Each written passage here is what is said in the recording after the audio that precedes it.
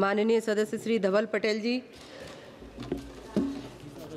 Madam speaker, सबसे पहले तो मैं आपको धन्यवाद देना चाहता हूं कि इतने महत्वपूर्ण ST reservation Goa bill pay मुझे बोलने का आपने मौका दिया। ये बिल मेरे लिए इसलिए भी विशेष है, मैं खुद भी आदिवासी समुदाय से आता हूं और जब से भारत में आज़ादी मिली है तब से हमारे आज़ादी मिलने के बाद आदिवासी समुदाय को हमेशा कांग्रेस ने भटकाने का काम किया है। बस विरोध विरोध विरोध और आंदोलन पे ले गए हैं, लेकिन कभी भी आदिवासियों का विकास कांग्रेस ने नहीं किया। 1998 तक जब पूरे भारत में आदिवासियों का पॉपुलेशन 10 करोड़ से ज़्यादा था, तब भी आदिवासी के लिए अलग से मंत्रालय नहीं था। एक होम डिपार्टमेंट में होम सेक्रेटरी एक छोटे से ऑफिस में पूरे आदिवासी समाज का कल्याण की योजना बना रही थी। ये हमारे अटल बिहारी वाजपेयी जी थे, जिन्होंने 1998 में अलग से एसटी मंत्रालय का गठन किया, जिसके वजह से एसटी का खास करके विशेष से योजना बन सके, स्कीम्स बन सके, पॉलिसी बन सके और उनको एम्पावर कर सके, इसलिए अलग से आदिवासी मंत्रालय का गठन किया। वैसे ही पहले एसटी और एससी कमीशन भी एक था, लेकिन आप जैसे जानते हो कि एसटी की एट्रोसिटी अलग होती है, एससी की एट्रोसिटी अलग होती है, लेकिन कांग्रेस की सरकार ने कभी भी उसकी भी चिंता नहीं की और एक ही कमीशन रखा था। ये हमारी अटल बिहारी वाजपेयी जी और भारतीय जनता पार्टी की सरकार थी, जिन्होंने अलग से एसटी कमीशन की भी गठन करने का काम हमारे अटल बिहारी वाजपेयी जी और हमारी भारतीय जनता पार्टी ने किए थे। खास करके जो हमारा आदिवासी समुदाय है, 80% समुदाय रूरल एरिया में रहते हैं, गांव के साइड रहते हैं, लेकिन उनको सिटी की तरफ माइग्रेशन करना पड़ता था, पलायन करना पड़ता था।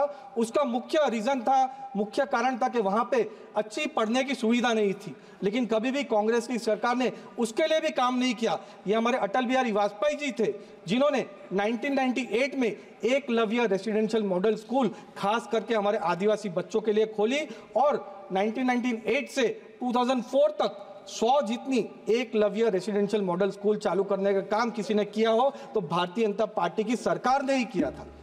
2004 से लेकर 2014 तक जब कांग्रेस का यूपीए रूल था, तब एक भी एकलव्य रेसिडेंशियल मॉडल स्कूल उन्होंने नहीं बनाई। जो आदिवासी समाज के लिए हमेशा काम करते हैं, ऐसा बोलने वाले लोग एक भी school Eklavya residential model school नहीं बनाई। ये हमारे मोदी जी जब 2014 में वापस प्रधानमंत्री बने, तब उन्होंने एकलव्य रेसिडेंशियल मॉडल स्कूल के लिए विशेष फंड दिया, बजट दिया, ध्यान दिया, फोकस दिया। उसके कारण 100 से लेके आज पूरे भारत में 1000 से ज़्यादा एकलव्य रेसिडेंशियल मॉडल स्कूल करने का काम भी हमारे प्रधानमंत्री मोदी साहब ने किया है। जब हमारा गुजरात राज्य महाराष्ट्र से 1960 में अलग हुआ और उमरगाम से अंबाजी जो हमारी पूरी आदिवासी पट्टी है, उसमें सिर्फ जब कांग्रेस ने 45 इयर्स राज किया तो कुछ चंद सब स्टेशन ही लगाए। उस कारण पूरे उमरगाम से लेकर अंबाजी तक जो हमारे आदिवासी समुदाय है वो अंधकार में रहे, दिया तले रहे, लेकिन कभी भी कांग्रेस ने यहाँ पे इलेक्ट्रिसिटी देने का काम नहीं किया। 2001 में जब नरेंद्र मोदी जी गुजरात के मुख्यमंत्री बने और उन्होंने ज्योतिग्राम योजना मेरे ही वलसा डांग लोकसभा में डांग से चालू किया और आज 24 घंटे और 365 दिन बिजली देने का काम हमारी भारतीय जनता पार्टी की सरकार कर रही है। और उमरगाम से अंबाजी तक जो हमारा पूरा आदिवासी पट्टा है, वहां पे 1000 से ज्यादा सब स्टेशन देने का काम भी हमारे नरेंद्र मोदी जी ने किया है। वैसे ही जो उमरगाम से अंबाजी पट्टी थी, वहां पे कोई भी मेडिकल स्कूल, मेडिकल कॉलेज ही नहीं थी, ना साइंस के कॉलेज या स्कूल्स थी। इस कारण हमारे आदिवासी समाज के कोई भी बच्चे इंजीनियरिंग स्ट्रीम या मेडिकल स्ट्रीम में नहीं जा पाते थे। ये हमारे अटल बिहारी वाजपेयी जी और हमारे मुख्यमंत्री जब नरेंद्र मोदी जी थे, तब उन्होंने ये मेडिकल स्कूल, साइंस स्कूल खोलने का काम भी उन्होंने किया है। जब कांग्रेस ने 45 इयर्स गुजरात में रूल किया, तब कुछ चंद हजार करोड़ ही हमारे आदिवासी समुदाय के लिए दिया। हमारे नरेंद्र मोदी जी जब 2001 में मुख्यमंत्री बने तब 15,000 करोड़ का बजट दिया और सामने 20,000 करोड़ खर्चा। दूसरी पंचवर्षीय योजना में 45,000 करोड़ का बजट दिया, सामने 60,000 करोड़ का खर्चा किया। और अभी 2023 में आदिवासी समुदाय के लिए 1 लाख करोड़ का बजट देने का काम हमारे नरेंद्र मोदी साहब ने किया है। वैसे ही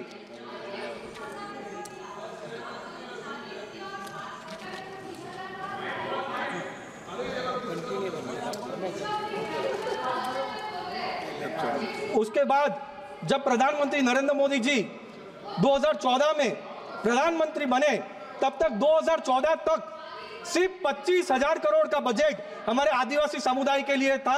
वो आज बढ़ के 2024 में 1,25,000 करोड़ करने का बजट भी किसी ने किया हो तो हमारे नरेंद्र मोदी जी की सरकार ने ही किया है। सिकल सेल हमारे आदिवासी समाज में बहुत बड़ी समस्या है। सिकल सेल की वजह से कितने लोगों ने जान खोई है। मैंने खुद भी अपने परिवार में मेरे बड़े भाई को सिकल सेल में खोया है, लेकिन कभी भी कांग्रेस की सरकार ने सिकल सेल के लिए काम नहीं किया है। 2023 में जब बजट पेश हुआ तो हमारे सिकल सेल के लिए 15,000 करोड़ बजट देने का काम भी नरेंद्र मोदी जी की सरकार ने किया है। 7 करोड़ लोगों का स्क्रीनिंग चालू किया है और 4 करोड़ लोगों का स्क्रीनिंग भी खत्म हो गया है। वैसे ही स्टैंड अप इंडिया स्कीम के तहत पूरे एसटी, एससी और वुमेन एंटरप्रेन्योर्स को 33,000 करोड़ देने का काम भी किसी ने किया हो तो नरेंद्र मोदी जी ने ही किया है। जैसे हमारे आदिवासी समुदाय में अच्छे एंटरप्रेन्योर्स है जो बड़े छोटे उद्योग खोलने में सक्षम थे, लेकिन उनके लिए भी कांग्रेस ने कोई विशेष फंड नहीं दिया था। इसलिए हमारे नरेंद्र मोदी जी की सरकार ने खास वीसी फंड भी हमारे ट्राइबल समुदाय के लिए काम किया है। जो आदिम जुट है हमारे आदिवासी समाज में सबसे पिछड़े, बैकवर्ड और विकास से वंचित रहे ऐसा समुदाय आदिम जुट, उसके लिए भी कांग्रेस ने कभी काम नहीं किया। ये हमारे प्रधानमंत्री नरेंद्र मोदी जी है जिन्होंने आदिम जुट के लिए हजारों करोड़ का बजट दिया। उनके लिए अच्छे घर, मकान, शौचालय और साथ में पूरा ब्रिजेस बनाने का काम भी उन्होंने किया है। हमारे हमेशा जब भी हम लोग आज़ादी का इतिहास पढ़ते हैं तो आज़ादी के इतिहास में हमेशा एक ही परिवार का नाम आता है कि उन्होंने आज़ादी के लिए अपना बलिदान दिया, लेकिन आज़ादी के लिए सभी समाज ने बलिदान दिया तब जाके हमको आज़ादी मिली थी।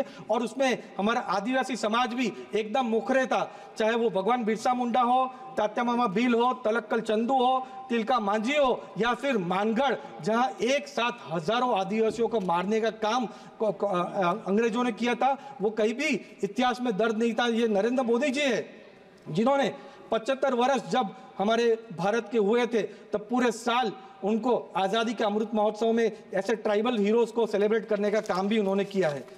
हमारे आदिवासी समाज के सबसे बड़े भगवान, आइकॉन, मसीहा भगवान बिरसा मुंडा, उनको भी कांग्रेस ने कभी याद करने का काम नहीं किया था। ये हमारे मोदी जी है जिन्होंने 2021 में 15 नवंबर जो हमारे भगवान बिरसा मुंडा जी की जन्म जयंती है उसको जनजाति गौरव दिवस, आदिवासी गौरव दिवस डिक्लेयर करने का काम किसी ने किया हो तो नरेंद्र मोदी जी ने किया है।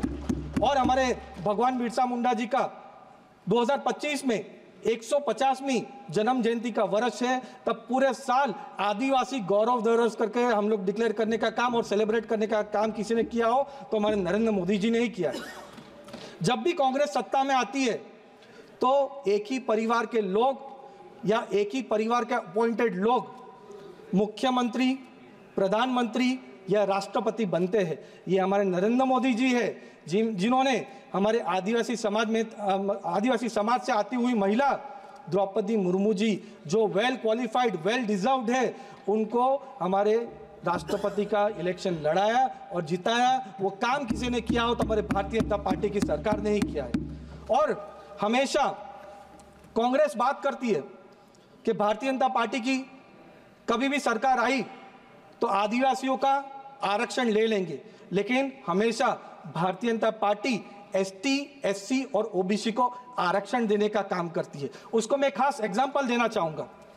कश्मीर जो भारत का दिल है, वहां पे 2019 तक आर्टिकल 370 लागू था और वहां पे नेशनल कॉन्फ्रेंस और कांग्रेस वाले कहते थे कि नरेंद्र मोदी जी और होम मिनिस्टर अमित शाह जी 10 बार भी जन्म ले तो आर्टिकल 370 नहीं हटा सकते। लेकिन 2019 में हमारी भारतीय जनता पार्टी की सरकार ने आर्टिकल 370 हटाया और वहां पे एसटी, एससी और ओबीसी को आरक्षण देने का काम हमारी भारतीय जनता पार्टी की सरकार ने किया है। और जो आदिवासी के सपोर्टर है, हितेशु अपने आप को बताते हैं, उन्होंने जब 2024 का इलेक्शन आया, स्टेट का इलेक्शन, नेशनल इलेक्शन, तो उन्होंने मैनिफेस्टो में लिखा कि हम लोग हमारी सरकार बनी तो आर्टिकल 370 हम लोग वापस करेंगे, यानी जो आदिवासी समुदाय को, एससी समुदाय को, ओबीसी समुदाय को आरक्षण भारतीय जनता पार्टी ने दिया वो कांग्रेस की सरकार वापस ले, ऐसा बयान, ऐसा मैनिफेस्टो में कांग्रेस वाला कहा गया।